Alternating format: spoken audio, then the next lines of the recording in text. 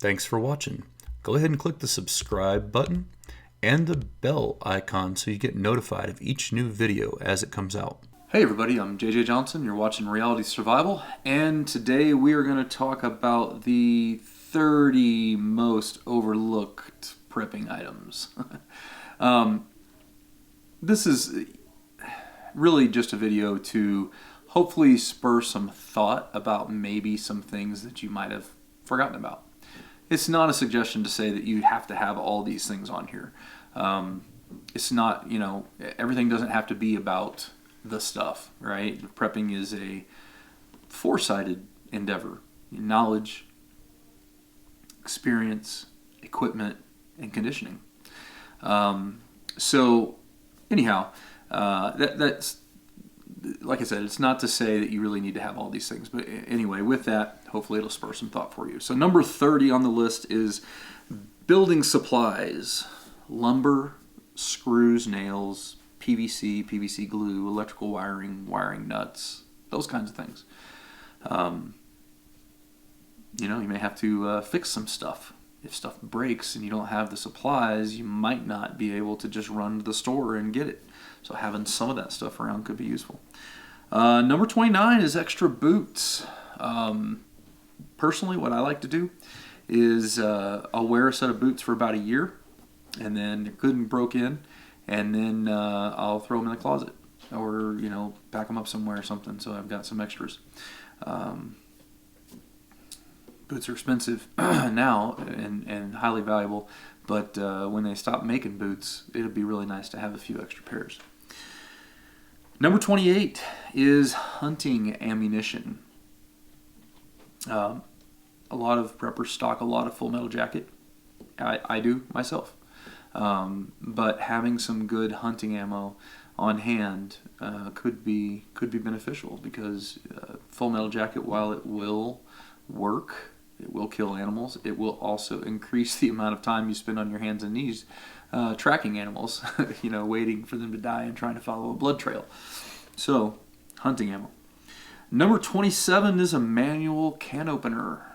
P38s, or just a regular the old twist type, the manual ones. Pretty self-explanatory. Number 26 is lamp wicks or lantern mantles. Those, are expendable, and again, kind of hard to make a lantern mantle. So, I have some of those. Number 25 is hair clippers. Battery-operated hair clippers to give you a haircut, or at least a good pair of scissors for cutting hair. Number 24. Lice shampoo. We'd like to think that everything will stay as clean and pristine as it is now, but unfortunately that's just not the reality, and having some lice shampoo might come in handy. Okay, number 23, or that was 24, this is 23. How about some razors? I use Dollar Shave Club. I'll put an affiliate link down in the description below for you guys if you want to get them.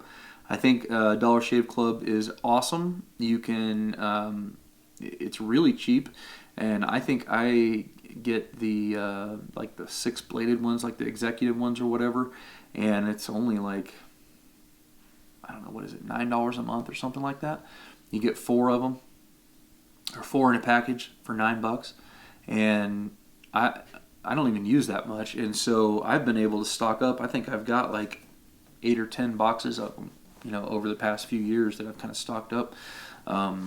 So anyway, razors is a good item to think about. Okay, number 22 is sandbags. Sandbags for hardening the inside of your home if you had to. Obviously, you wouldn't want to do this ahead of time. You'd want to do it, when you needed it. But having some sandbags around can be helpful for flooding situations and all that kind of stuff. But they can also make a home a lot safer from, ballistically speaking.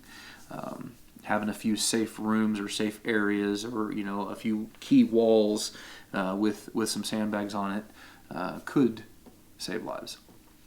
All right, number 21 is green scrubby pads or steel wool / cleaning supplies. How are you going to clean that cast iron that you're cooking on, or whatever other pots and pans you're using? It's an expendable item, and having a few on hand, they're pretty darn cheap right now. All right, next one is number 20.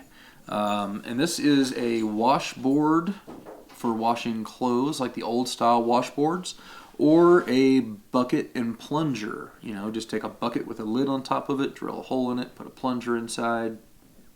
You can use that to wash some clothes too. Number 19 is liquid wrench, WD-40, or any other kind of spray lubricant that you're a fan of. Working on things after they've been rusted and not taken care of and not maintained and all that kind of stuff, having some of that around would be worth its weight in gold. Number 18 is a tire repair kit, patches, plugs, slime, and perhaps even a foot air pump. Some way to fix tires when they go flat. Number 17 is some spare motor oil, oil filters, air filters, tranny fluid, gear oil, and windshield washer. You know, basically those expendable fluids that are in your vehicle that you might not be able to just go down to the store and grab. All right. Number 16 is rechargeable batteries, solar battery charger. So having a good stock of rechargeable batteries, along with some sort of a recharger or a USB kind of plug-in thing that you can plug into like a solar charger, so you can recharge those batteries. Number 15 is bar soap and laundry soap. Pretty self-explanatory. Number 14 is lime. Lime is useful for a lot of things, especially for outhouses, keeping the smell down, dealing with dead bodies, those kinds of things. Number 13 is strike anywhere matches or Bic lighters. A bunch of them. Let's see here. Number 12, clothespins, like the little wooden ones, that go on the clothesline, because you probably won't be using your dryer anymore. So, clothespins. Number 11, extra bicycle tubes, or in a tube repair kit for bicycles. Bikes will probably be pretty sought after items if vehicles aren't running for some reason anymore. And tubes, the expendable part of that bike, will be very valuable, I would imagine. Let's see here. Number 10 is aluminum foil. Aluminum foil, you could also, we'll just say aluminum foil. And number 9 is contractor garbage bags and or Ziploc bags. Some kind of portable plastic storage. And let's see here. Number 8, feminine hygiene products. Either the regular kind you get over the counter, stock up a bunch, or they have the washable kind that you can reuse. Yeah. Okay.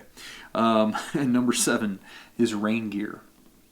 You'll have to be outside a lot more than you think, and having a good set of rain gear could definitely make your life easier. Number 6 is a sewing kit. A good sewing kit, lots of extra buttons and thread and needles and all that kind of stuff, patches, to patch up clothing that gets damaged, because you're not going to just want to throw it away anymore. And for the people who buy pre-ripped jeans, and my wife has some too, maybe not buy those because you don't want them to have holes in them. At least during SHTF. Okay, let's see here. Number 5 is extra dog food, extra flea and tick treatments, any meds that animals or pets could take, and nail clippers and stuff like that, grooming stuff for animals. Number 4 is a journal. If you're going through a pretty epic time, and having a journal to be able to write down your thoughts and capture what's going on and all that kind of stuff could turn out to be a really, really worthwhile endeavor. Number 3 is napkins, paper plates, and solo cups. Water will be a very precious resource, and it will be the bane of your existence trying to get more of it.